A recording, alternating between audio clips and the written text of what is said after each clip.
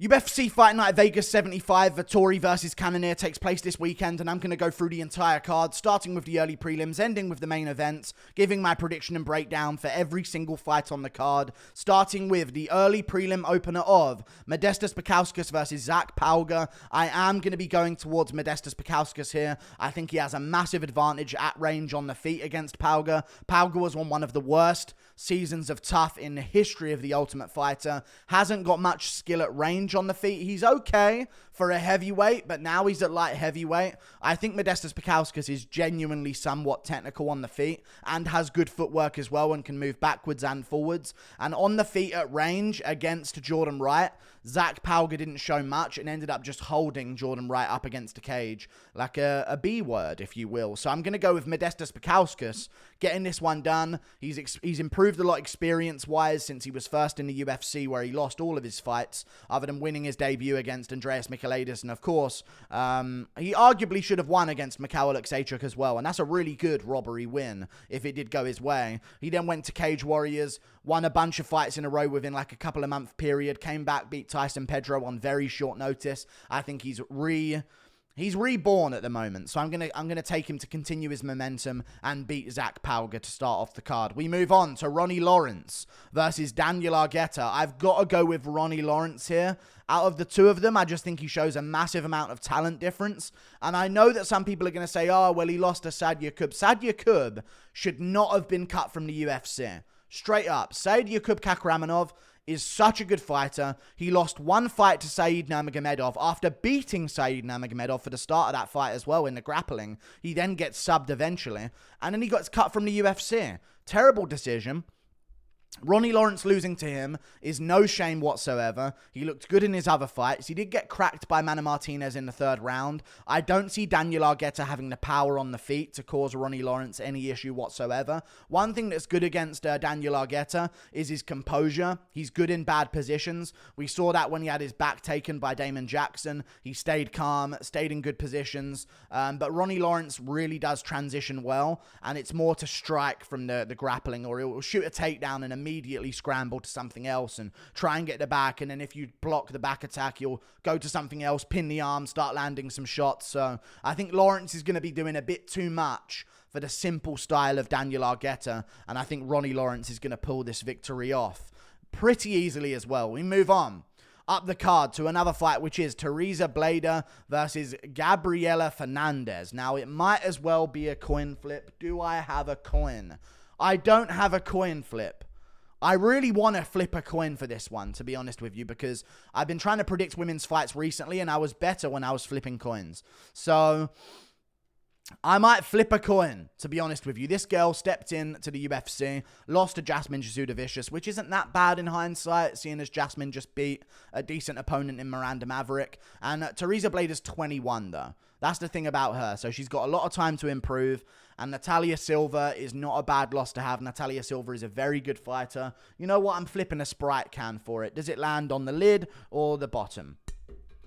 The side. Well, forget it then. We'll go with Tereza Bleda, I think. We'll go with Tereza Bleda getting this one done. There's no point trying to break it down with any type of logic. We'll show up on fight night. One of them will be terrible, and one of them will be less terrible. And the less terrible one will win. We move on to another fight on the card, which is Felipe Bunes versus Zhalgas Zhumagulov. Zhalgas Zhumagulov going to have one last chance. It's Zhalgas versus the judges 4. He's had a really rough career so far. Arguably should have beat Charles Johnson. Arguably could have beat Jeff Molina, but it was a close fight, I understand. Lost to Manel Cap. Outside of that, he's had some good fights in the UFC and some good performances as well. Very close ones. And I just don't see this Felipe Bunes guy being that much of a terrifying prospect for him to have to worry about. You know, he lost 4 out of his last 7 fights. They were against good opponents in Katuev and Murad Magomedov and Bukaev, like these names. 7-0, 8-0, 10-1. Lost to a 23-8 Houssier Formiga recently at LFA as well. Won a split decision against a 13-9 opponent. These are the things that worry me about his record. The 13-9 guy. Why are we taking him to a split decision barely a year ago? You know what I mean? Zhalgas Zhumagulov, although his record isn't the best, 14-8, not too much better than 13-9. He's a lot better than his record suggests. And I think he's above bottom feeder level in the UFC flyweight division. And I think that this Bunes guy is bottom feeder level at UFC flyweight. So I'm going to go with Zhalgas Zhumagulov. We move on up the card to another fight, which is Carlos Hernandez versus Denis Bondar. I'm not sure about this one. I'm probably going to go with Denis Bondar. That's my initial thoughts on this matchup. But it's a very tough one to try and predict. Denis Bondar has more experience by far, but he is coming off of a broken arm. But that is the reason why he lost in his debut. He broke his arm defending a takedown. It wasn't the best situation for him whatsoever. Had to take a ton of time off. I can't remember when the last time he fought was. It was in February of 2022. Such a long time off. He's come back. He's in his prime. He's got a reach advantage over Carlos Hernandez as well. And for Carlos Hernandez, just never impressed me, really. He showed decent takedown defense against Perez, who had good grappling, but that was basically a split decision. And he did get taken down in that fight as well and controlled in certain moments. But he stuffed a lot of them, hit some reversals, some submission attempts, and stuff like that. So, not too bad of a performance, but I don't see the talent from him, man. And I know he got smushed by Alan Nascimento Ferreira, and that's not a shame.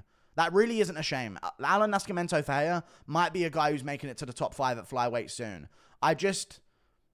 I'm worried about him against Denis Bondar because of the experience. He's got double the experience of Carlos Hernandez. They're a similar age as well. Reach advantage in favor of Denis Bondar. He lost his debut due to some BS, basically, where he snapped his arm. I reckon he gets this one done. It was pretty tit for tat between him and Gordon. Gordon took him down once. Bondar got a takedown. The arm snapped. Pretty much all that happened in that fight. But yeah, I'm going to go with Denis Bondar. Experience advantage coming into his prime. I reckon he's got more to prove in this matchup. We move on. Up the card, Kang Ko versus Cristian Quinonez. Now, this again is a very interesting one because Kang Ko won't just go. He is sticking around like his life depends on it in this sport. I had no idea how he's made such a long career for himself. I am going to go with Quinonez over him. He's 35, this guy, Kang, 18-9. Been in the UFC for a long time with massive breaks in between fights at times. He didn't fight between 2019 and 2021, and he had another bit of time off as well. Lost to Ronnie, which is never a good look, to be honest with you, and then beat Dana Batgarello, which isn't too bad. But it's the 2 split decisions to Brandon Davis and Li Ping Wang as well. So I'm going to have to go with Cristian Quinonez here. Up-and-coming prospect on a win streak right now. Won his debut in the UFC against Khalid Taha. Very impressive win against him. Scored it by first round KO. Caught Khalid coming in with a clean hook. Saw that fight. Very impressive from Cristian Quinonez. And I've got to pick him.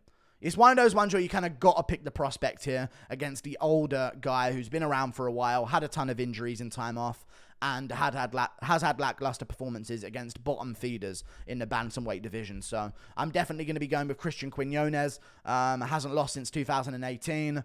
On a win streak right now against some decent opponents. I reckon he gets this one done by KO over Kang Ko, whatever his name is. We move on. Jimmy Flick versus Alessandro Costa. This is an interesting one. I'm going to side with Alessandro Costa here over Jimmy Flick. I don't like why Jimmy Flick is coming back, I'll be real with you. He does have good jiu-jitsu. Just lost to Charles Johnson. I didn't like him coming back at all. He said he was retiring after the Cody Durden fight, which I was like, okay, fair enough. He's retiring from the sport. And all of a sudden he comes back and he gets smoked by Johnson and TKO'd in the first round. Really interesting. Because Charles Johnson, it's not like he's whooping everyone else, but he goes out there and he smokes Jimmy Flick. Now Jimmy Flick's coming back again to fight Alessandro Costa, who's a dangerous guy, 12-3, fought Amir Albazi in his debut and got finished. No shame there whatsoever. He looked all right in that fight as well. Even though he got beaten by Amir Albazi, and he did get finished in the third round and dropped before that as well, I believe at the end of round 1 or maybe in round 2. He looked all right on the feet in that fight. Has a win over a 12-0 prospect on the regional scene on Contender Series. Beat a 10-2 guy, 12-5, 8-2. He's fought some good opponents. He fought a 9-2 guy in 2018 and went to a split decision loss. He's learned some lessons. I reckon he'll learn from the Albazi loss, come back with vengeance, and finish Jimmy Flick by TKO is what I'm going to go with here. We move on to another fight up the card, which is Raoni Barcelos versus Miles Johns. I've got to go with Raoni Barcelos over Miles Johns here. Miles Johns has just kind of really failed to impress me. He has those moments where he'll land, like at my nose won't stop itching right now. He has those moments where he impresses me, but they're against very low-level guys. But he did look good against Morales. He won-ish. Anderson Dos Santos fight, he got a clean KO, amazing KO. The Kevin Natividad fight got a clean KO as well. But these guys are guys he should be beating. Then he gets smoked by Mario Batista and smoked up by John Castaneda as well and finished in the third round. He seems to break under pressure. Someone who can keep a decently good pace if he gets his rhythm is Raoni Barcelos. I am worried a bit that maybe Miles Johns will be able to land a KO blow on Barcelos because his chin has been a little bit tested. Just lost to Umar Nurmagomedov by KO, let's not forget. So maybe that chin is going to be a little bit worrying. But I think Miles Johns loads up too much. I don't see him taking Raoni by surprise like Umar did with the shot behind the kick. So I do see it being Raoni Barcelos striking pressure forward clinic. I think he's going to push forward, beat up, what's his name on the feet, Miles Johns on the feet, and eventually maybe TKO him in the third round or just win a decision 30-27, something along those lines. We move on up the card. Nicholas Dalby versus Muslim Salikhov. This is also a good matchup on the card, but also a pretty easy matchup to try and predict. I'm going to definitely be going with Muslim Salikhov over Nicholas Dalby. Nicholas Dalby is an enigma of the sport. Need to say that word carefully. I said it too fast in one of my previous videos and gave myself a jump scare when I was listening to it back. I am going to be going with Muslim Salikhov here over Nicholas Dalby. Muslim Salikhov is just better than him, flat out. He's coming off a win. He's got momentum. I know he lost to Li Jingliang, but Li Jingliang is ranked level welterweight. Nicholas Dalby, he's been getting fights against Wale Alves by split decision. He's got good cardio. He knows what he's doing. He stays composed. He's comfortable in the cage, but there's just no talent there. There's no finishing potential. There's no crazy submission ability. There's no great grappling ability. It's just strikes at range on the feet and pushing you up against the cage pretty much. Maybe a takedown in the mix. I think if anyone finishes this fight, Muslim Salikhov finishes this fight. And I think if it goes to a decision, it also favors Muslim Salikhov here as well. I don't see him getting taken down. I see him having a striking match here with Dalby. And Dalby got KO'd by Jesse Ronson, even though Ronson tested positive for weed. I don't care. I saw it happen. He got slept by Jesse Ronson and then choked out. So I'm going to go with Muslim Salikhov here, catching Dalby coming in with a nice tight right hand right on the chin. We move on to another fight up the card, which is Nicholas Motta versus Manuel Torres.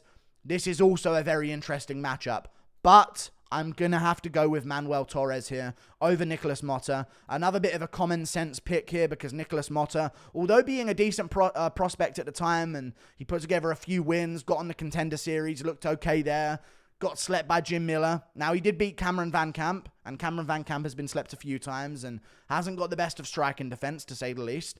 Manuel Torres is another good prospect who looked good in his debut against Camacho. Had to throw a lot to get him out of there, though. So this is going to be pretty interesting, but he did beat Colton England on the Contender Series by first round TKO as well, which is a very good win too. He's beaten some great opponents.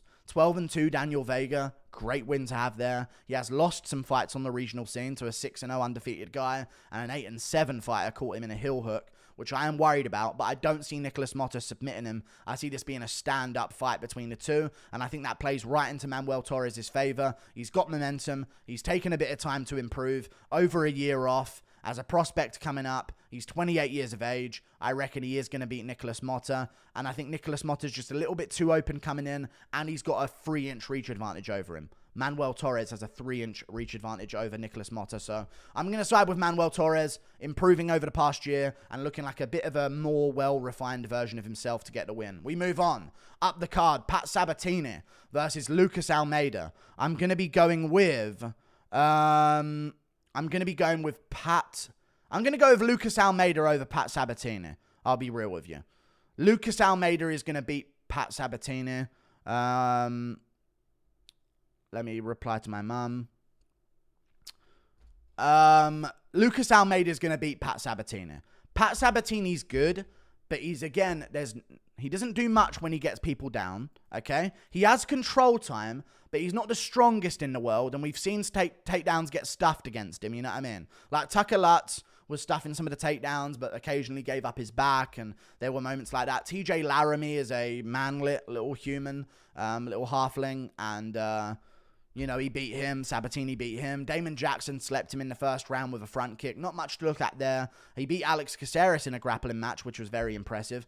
But I see Lucas Almeida being able to survive the bad positions on the ground. And if this gets scrappy on the feet, trust me, if this gets scrappy on the feet and they start swinging at any moment, at the start of some of these rounds, in the later rounds, round 2, round 3, the majority of people are picking Sabatini here. I can see him getting chinned by Almeida. One thing we've seen from Almeida throughout his career is an absolute, like, he's always in it. We saw that against Mike Trezano, where he gets dropped earlier, gets damaged, and then comes back to finish Mike Trezano later on in a hell of a scrap. I think he's going to be able to survive the bad positions from Pat Sabatini, stay patient in a bad position, and at the end or the start of some of these rounds when he gets back up, or gets allowed back up by the end of the round, I think he'll find a way to land a good shot on Pat Sabatini. I think he's just got a massive finishing advantage there. We move on.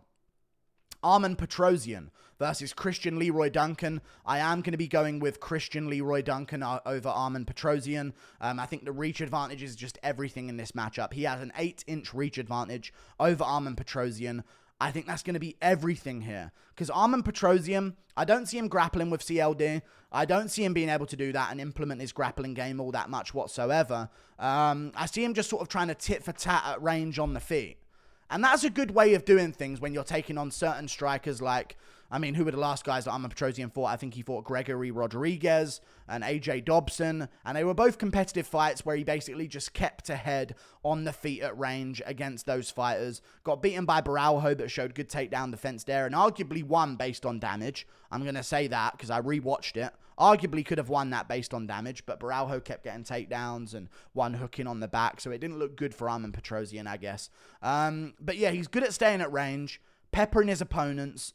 I just think at some point with an 8-inch reach disadvantage, you're not going to pull away from a shot as much as you need to. And eventually Christian Leroy Duncan's going to land on you. He's very dynamic. And although Dobson is powerful and so is Gregory Rodriguez, they're not dynamic. They're powerful. They've got really good one-punch KO power. Leroy Duncan will throw a wheel kick. He'll go for a front kick to the face. Head kicks will come out of nowhere. Flying knees, one of his favorite moves. I think he's going to do well in this matchup against Petrosian. And at some point in this tit-for-tat striking match, I think Leroy Duncan's going to catch him pulling out of an exchange and drop him and hurt him quite badly. I'm going with Christian Leroy Duncan winning by dropping Petrosian enough to win or by actually getting the finish by TKO. I'm going with Christian Leroy Duncan, the upcoming prospect. 27 years of age, got a massive reach advantage, physicality advantage. I know Petrosian's a good striker, but I think CLD will catch him. We move on. Arman Tsarukyan versus Joaquim Silva. I'm going to be going with Arman Tsarukyan. I reckon he wins this matchup pretty easily. I don't really need to do a breakdown of this fight, I don't feel, because it's pretty straightforward what's going to happen here. Arman Tsarukyan has basically been not gifted, but given a matchup from the bottom of the division and just basically told, hey, beat this guy and then we'll give you a top 5 opponent. Joaquim Silva's not that bad, okay? He beat Jesse Ronson last year. He also got he lost to Ricky Glenn by KO. Like, what am I... It's such a weird matchup, man. Like, I like that he literally has 1% of the vote on Tapology, and I reckon that's his account. I'm not even joking. It might be his account, and even he knows that he was lying when he voted for himself. You know what I mean? Lost to Ricky Glenn, KO'd by Ricky Glenn, KO'd by Nasrat Haqparast, lost to Vince Piquel, beat Jared Gordon, which is decent, but Gordon's not good. You know what I mean? And Pimlet's even worse. Shots at Pimlet for no reason, catching strays. I know that Joaquim Silva has potential to maybe catch something here, but he's not that much of a finisher enough for me to be picking him. Madadi was 14-5 in his UFC debut, and he took him to a split decision. He took Gordon to the 3rd round before he finishes him. You know what I mean? Like, it's just, even took Ronson to the 2nd. You've got to finish Arman in the 1st round here, and he hasn't had a 1st round finish since 2014 on the regional scene against a 4-3 opponent. No, 11-0 on the Ultimate Fighter finale against Andrew Holbrook in 2016. Was his last first-round finish.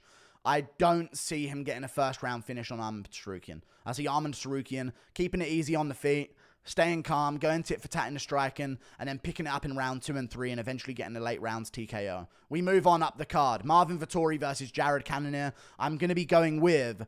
I'm going Jared Cannonier over Marvin Vettori.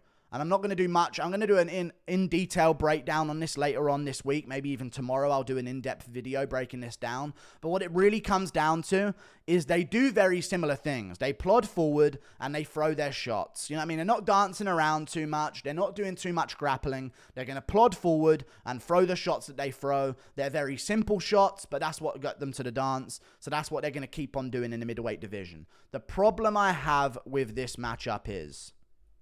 Here's the big problem. I'm not going to pick Vettori. I'm seeing that people on Tapology are picking 79% Vettori to 21% Jared Cannonier. Cannonier's got this one, I think. I know he had a bad performance against Sean Strickland, but he got his hand raised. It was a very close fight that arguably Strickland could have won. I know that's quite bad, but I'm starting to realize that maybe even as bad as he looks, Strickland is still good for a middleweight fighter, which is crazy to finally admit, but it's something that needs to be said. Jared Cannonier, just put it this way about Marvin Vettori and Cannonier. They do very much the same thing, except Vettori pretty much only boxes, only recently put a leg kick into his game, and Jared Cannonier does a lot more. He'll throw a body kick, he'll throw different types of shots on the feet, uppercuts, power. He's more powerful than Vettori. He's got a similar gas tank to Vettori as well. They can both go 5 rounds at a decent pace, not a crazy pace. I don't think either of them are going to be grappling in this fight. I think this is a stand-up fight. Cannonier has better leg kicks than Vettori. We saw that against Robert Whittaker. He threw a bunch of great leg kicks against Whittaker. He has body kicks as well that he can go for, head kicks. Throws a bit of different stuff. Elbows in the clinch position. Knees to the body in the clinch as well. I think he does a lot more than Vettori does on the feet, outside of just boxing, which is Vettori's game. Boxing and leg kicks, pretty much. And when you look at their opponents that they share, the Whittaker fight, Vettori got absolutely schooled by Whittaker. Absolutely schooled, not a chance in the world. Jared Cannonier, though. This is the interesting bit. Jared Cannonier held his own against Whittaker, man. Had a great performance against Whittaker. Shattered his arm in round 2 of that fight and still fought through round 3. Nearly got finished in round 3, by the way. But then caught Whittaker at the end and stunned him for a second, if you don't remember that happening. He stayed in there and he was game in that fight. And in the first 2 rounds, not even joking, he was chopping up Whittaker's leg in the first 2 rounds. Hacking his leg to bits. And Whittaker won those rounds on like a couple of significant strikes. I've rewatched the fight because I know Whittaker's fighting Duplessis soon and we've got this matchup as well. So I rewatched it recently. Cannonier was tit for tat with Whittaker, barely losing the first 2 rounds. I think he wins this one against Vettori. You also look at their fights with Adesanya. Cannonier arguably won round 3 against Adesanya. Vettori got schooled. He had a good round 2, but it was with the grappling. In the striking, Cannonier did way better against Adesanya than Vettori did. That's just a fact as well. And then you look at the fact that Vettori took Cannonier to a decision, or Hermansson to a decision. Cannonier slept him in round 2. I just don't... He slept Anderson Silva with a leg kick. Slept him. He beat him with a leg kick. He's beaten Kelvin Gastelum by decision. Very close decision, but he won and he dropped Gastelum, who has a great chin. And I think Vettori got demoralized in his last fight. And Roman Dolidze, if you're looking at the striking algebra of this matchup on how to predict it, Roman Dolidze couldn't land a single thing on Jack Hermansson. Couldn't land a single shot on the feet. Had nothing for Hermansson on the feet. If Hermansson never shot a takedown, he wins that fight by decision, easily cruising to a victory. He arguably won against Vettori. It was a very close fight. I gave it to Vettori, but he nearly won that fight against Vettori. I don't like that for Vettori in this matchup. I don't think he looked all that good against Roman Dolidze. He won, but other than adding a bit of a leg kick into his game, I think Vettori's too simple, and I think Cannonier's going to out-dynamic him in this matchup. I'm going with Jared Cannonier by decision win, 49-46. He takes over early and takes over late with a close round in the middle. Like and subscribe. Goodbye. Toodle pip. I've got Jared Cannonier winning. That's my opinion. I'm not going with the masses there. I'm going against the herd, but I'm going with Cannonier. Goodbye.